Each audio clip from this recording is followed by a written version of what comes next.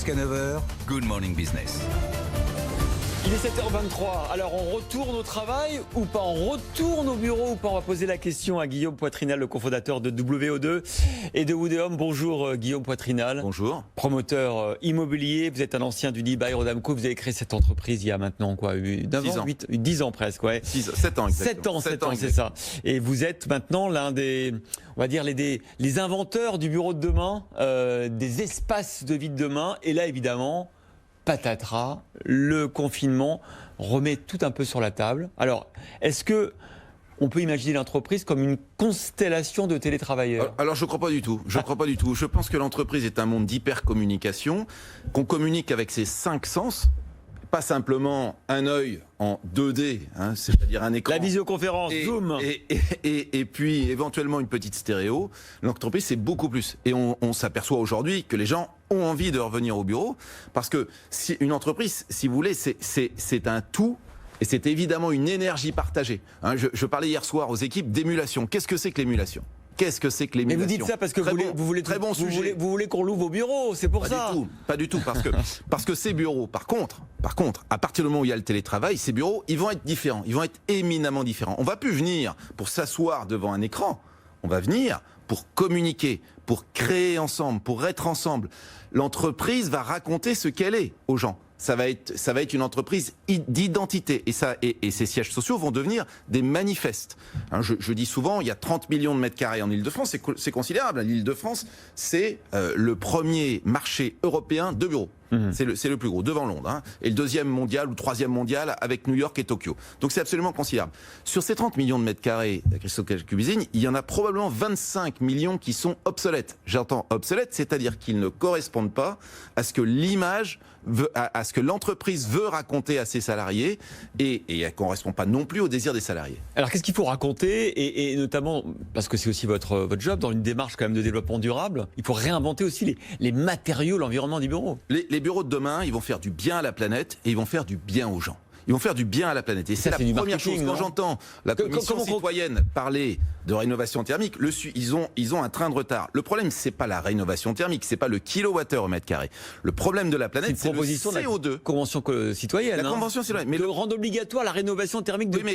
Une rénovation thermique, si vous n'avez pas fait l'empreinte carbone et si vous mettez en œuvre des matériaux qui sont polluants pour arriver à économiser quelques kilowattheures, ça n'a aucun sens pour la planète. Ça n'a aucun sens. Donc le sujet, c'est le bas carbone. Le sujet, c'est le plus bas facteur d'émission de CO2 au mètre carré. Et donc il faut utiliser des matériaux biosourcés. En premier lieu, le bois. Pourquoi? Parce que le bois est stockeur de carbone, alors que le béton va émettre du carbone. En fait, il faut regarder, le comportement carbone sur toute la durée de vie des matériaux. Absolument. Il faut calculer le bilan carbone de l'immeuble sur son cycle de vie. Construction, exploitation et fin de vie. Et c'est le facteur de construction qui est le plus polluant. Et donc c'est ça le sujet. Qu'on fasse de la rénovation ou qu'on fasse de la construction neuve, la question c'est le bas carbone. Et le bas carbone, c'est quel matériau on emploie.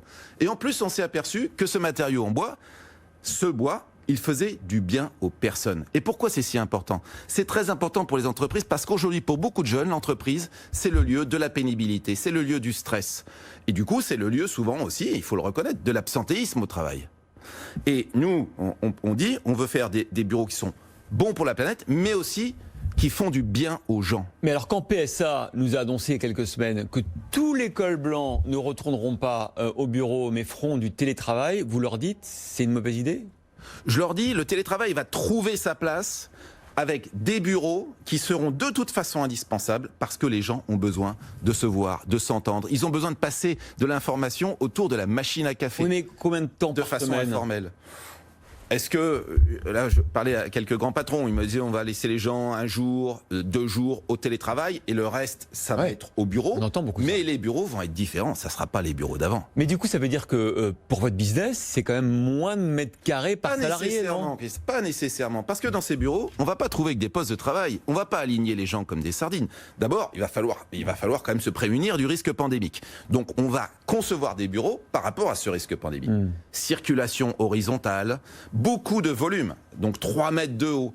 C'est la fin des tours? Je dirais que les tours vont devoir s'adapter très très vite. Pour le coup, parce que la tour, si vous voulez, c'est une circulation verticale. Donc elle est nécessairement très concentrée. Elle a du mal à répondre à ce risque pandémique. Donc les tours vont peut-être être plus basses. On va réinventer à l'intérieur des tours, mais surtout de ces immeubles, des circulations en escalier. C'est la fin de l'ascenseur.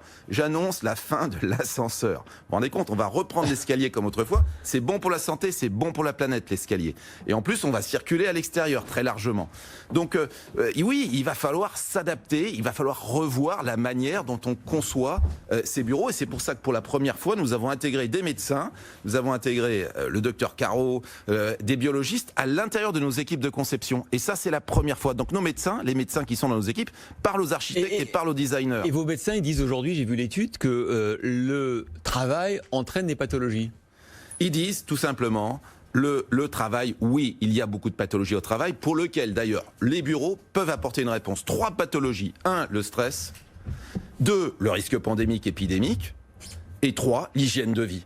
Parce qu'un bureau, c'est aussi un lieu où on se déplace ou on ne se déplace pas. Si vous êtes dans une tour, vous allez très peu vous déplacer. Vous allez prendre l'ascenseur pour aller partout, au restaurant, etc. Si vous êtes dans un immeuble, je dirais, de moyenne hauteur, vous allez favoriser les circulations horizontales et l'escalier. Vous avez, dans l'hygiène de vie, vous avez aussi la question de la restauration. La restauration, c'est un vrai sujet. Il faut des restaurants bio qui se sourcent localement. Donc nous allons sur chacun de nos immeubles mettre des potagers, par exemple, typiquement, pour pouvoir fournir cette nourriture de qualité aux différents salariés. En tout cas, le gouvernement va donc, dans les heures qui viennent, alléger le dispositif, le protocole sanitaire. On va finir avec les 4 mètres carrés. Il fait bien, parce que alors là, comme exemple de complexité administrative, je vous recommande... protocoles par secteur, je sais. Je vous recommande la lecture de ce qui a été publié, où là, la France, dans cette épidémie, finalement, est fidèle à elle-même. Vous savez que j'ai beaucoup travaillé sur les questions de simplification autrefois.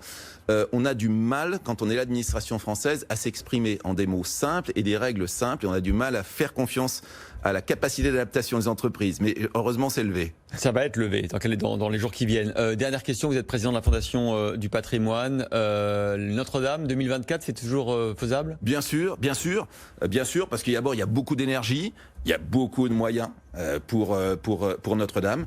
C'est un chantier finalement qui devient assez traditionnel, maintenant que le risque d'effondrement est quand même manifestement derrière nous. Et maintenant qu'on va se faire une restauration conforme de la flèche telle qu'elle existait, c'est fini maintenant les projets un peu fous. Il est très probable que nous retrouvions la Notre-Dame des cartes postales, et c'est celle que les donateurs, les milliers de donateurs qu'on donnait à la Fondation du patrimoine, mais aussi les entreprises qui ont été très généreuses, souhaitent revoir. Voilà. Merci Guillaume Poitrinal, cofondateur de WO2, d'avoir été notre invité ce matin.